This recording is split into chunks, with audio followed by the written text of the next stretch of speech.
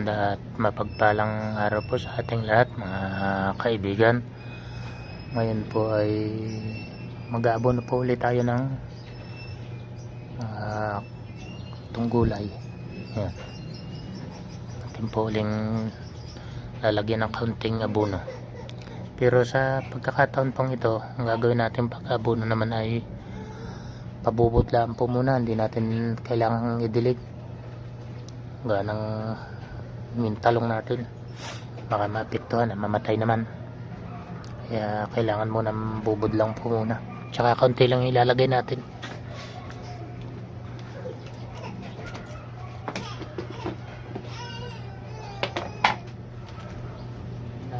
Ilalagay lang po muna natin ulit, dalawang klase lang itong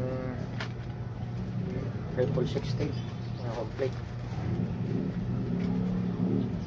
Konti lang po ilalagay natin dito sa palayan kasi baka mag-ito yung laro natin. Balik! Bahay.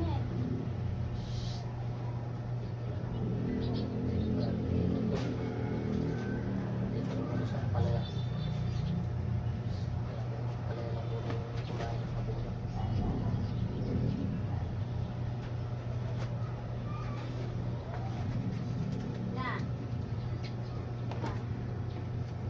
Tapos itong papaya yan.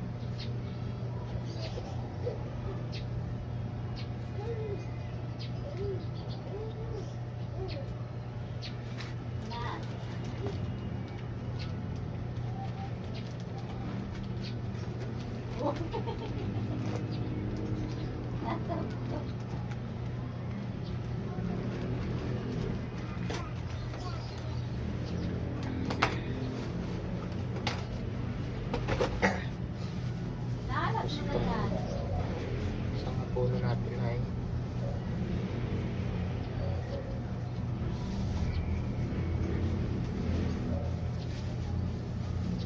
ito po ay urea. Kurot lang po naman ang paglalaki, konti-konti lang. Hindi lang po siya tapos sa sustansya ng para sa bunga, kasi may bunga na siya.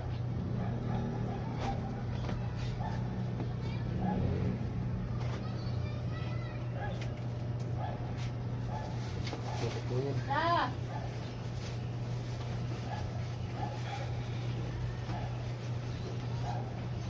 Ang ating calcium ay patuto lang. Kailangan balutis sa plastic yan.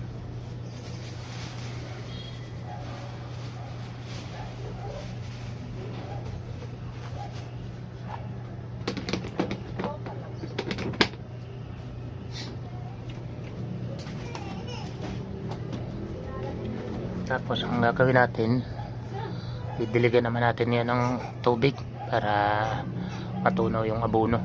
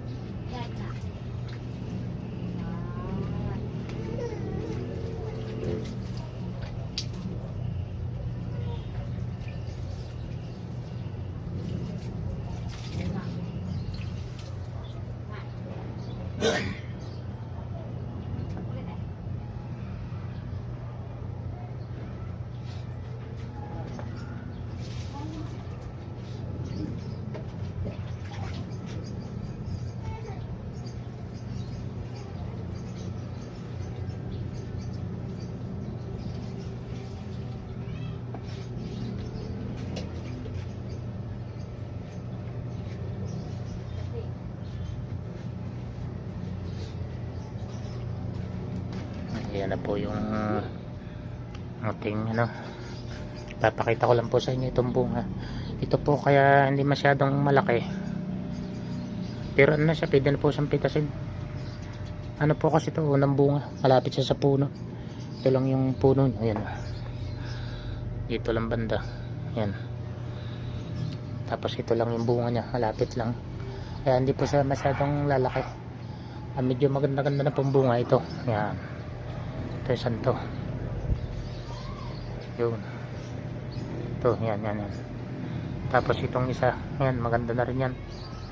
po, yan o. Ilang piraso na rin yung bunga niya. Yan o. Yan o. Ayan.